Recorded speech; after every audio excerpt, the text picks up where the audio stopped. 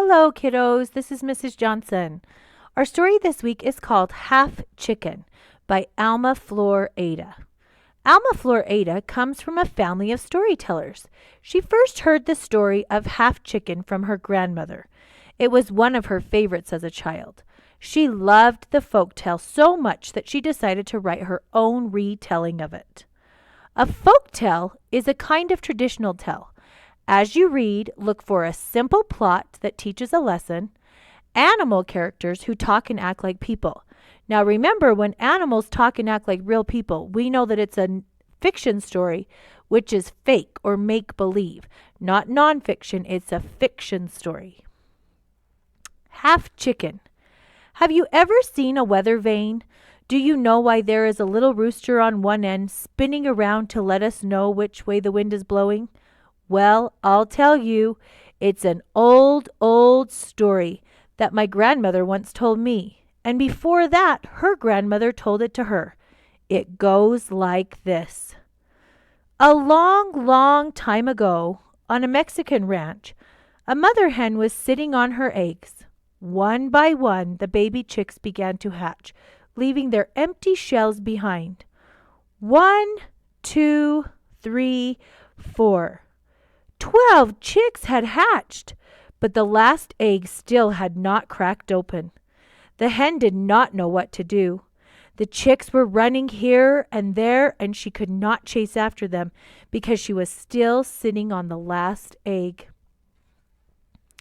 Finally, there was a tiny sound. The baby chick was pecking at its egg from the inside. The hen quickly helped it break open the shell, and at last the 13th chick came out into the world. Yet this was no ordinary chick. He had only one wing, only one leg, only one eye, and only half as many feathers as the other chicks. It was not long before everyone at the ranch knew that a very special chick had been born. The ducks told the turkeys told the pigeons told the swallows, and the swallows flew over the fields, spreading their news to the cows, grazing peacefully with their calves, the fierce bulls, and the swift horses. Soon the hen was surrounded by animals who wanted to see the strange chick. One of the ducks said, "But he only has one wing." And one of the turkeys added, "Why, he's only a half chicken." From then on, everyone called him Half Chicken, and Half Chicken, finding himself at the center of all this attention, became very vain. One day he overheard the swallows, who traveled a great deal, talking about him. Not even at the court of the viceroy in Mexico City is there anyone so unique. Then Half Chicken decided that it was time for him to leave the ranch. Early one morning he said his farewells, announcing, "Goodbye, goodbye, I'm off to Mexico City to see the court of the viceroy." And hip, hop, off he went, hippity-hopping along on his only foot. Half Chicken had not walked very far when he found a stream whose waters were blocked by some branches. "Good morning, Half Chicken.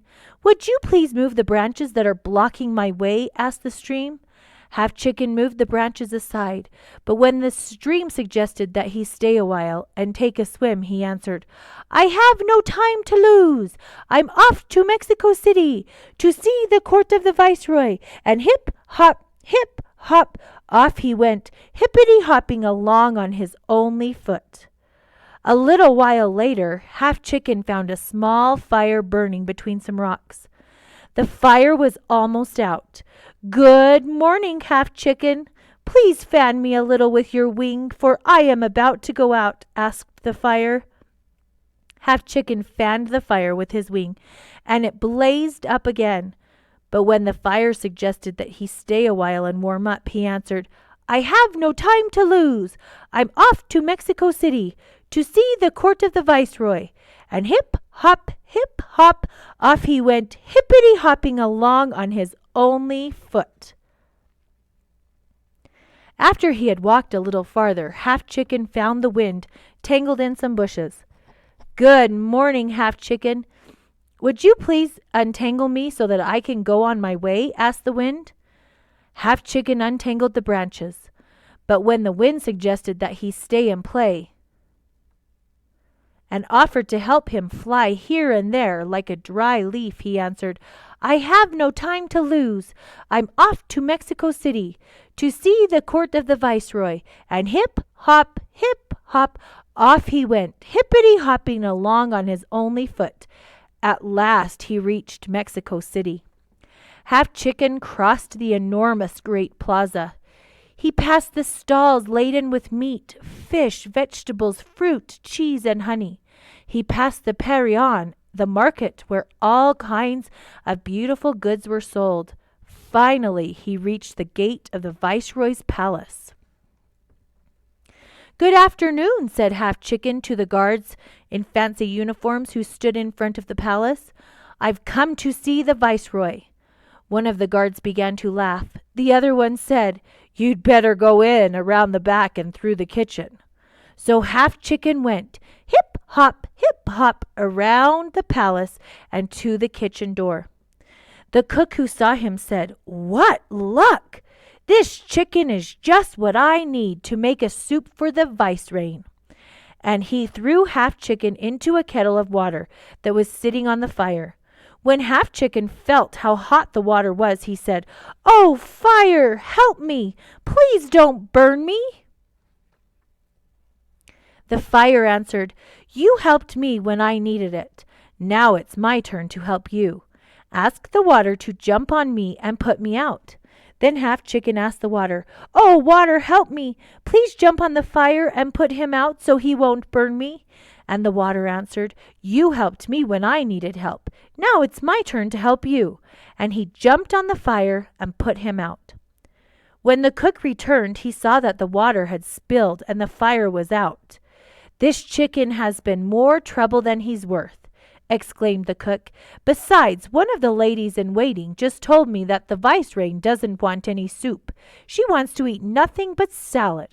And he picked Half Chicken up by his only leg and flung him out the window. When Half Chicken was tumbling through the air, he called out, Oh, wind, help me, please! And the wind answered, You helped me when I needed help. Now it's my turn to help you. And the wind blew fiercely. He lifted Half Chicken higher and higher until the little rooster landed on one of the towers of the palace. From there, you can see everything you want.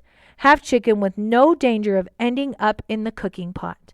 And from that day on, weathercocks have stood on their only leg, seeing everything that happens below and pointing whichever way their friend the wind blows. That's the end of our story. I hope you guys have a great day.